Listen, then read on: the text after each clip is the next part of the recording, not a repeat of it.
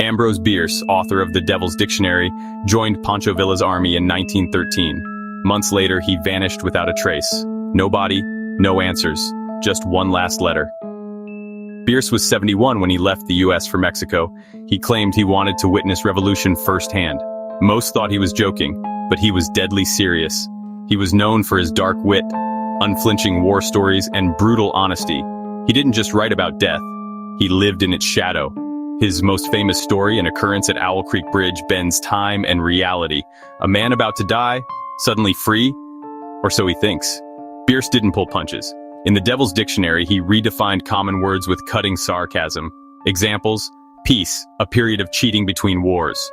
Lawyer, one skilled in the circumvention of the law. That was Bierce, sharp, bitter, fearless. But by 1913, his life had grown quiet. His career was winding down. Then he said he wanted to go out with dignity. He meant it. He crossed into Mexico late that year, headed toward the front lines. He wrote to friends, chronicling his travels. He supposedly met Pancho Villa and traveled with his army. In late December, he wrote his final letter. It read, "As to me, I leave here tomorrow for an unknown destination." And that was it.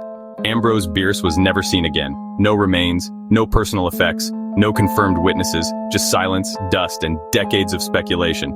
Some say he died in battle near Sierra Mojada. Others claim he was executed by federal troops. Neither theory has evidence. One account describes an old American man being shot by firing squad around that time, but no name, no confirmation. Another theory, suicide. Bierce often spoke of ending things on his own terms. He even joked about dying in a blaze of irony. Or maybe it was all planned. He had no close family left, no debts, no attachments. Maybe he simply walked away from life.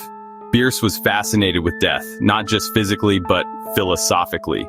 Disappearing may have been his ultimate artistic act. He once wrote, "Nothing matters." Perhaps that belief gave him permission to vanish, no explanation given. Some call it poetic, others call it cowardly. But it's classic Bierce, an ending that raises more questions than answers.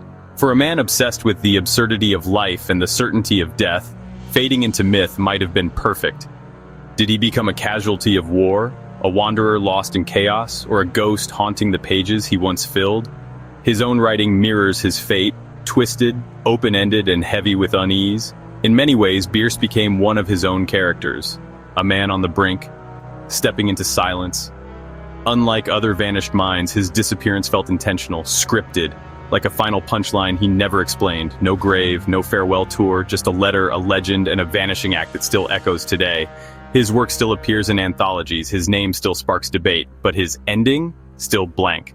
Perhaps that was the point. Leave the story unfinished, let the readers squirm, make the mystery the message. Bierce wrote of death with the same ease others write about the weather. Maybe he wasn't afraid of it at all. Or maybe he was tired of the noise, and the quiet out there in the desert was the only truth that made sense. The final chapter of Ambrose Bierce is missing, and maybe he wanted it that way. What do we do with minds that vanish? We speculate, we obsess, and we wonder what it means to disappear on purpose.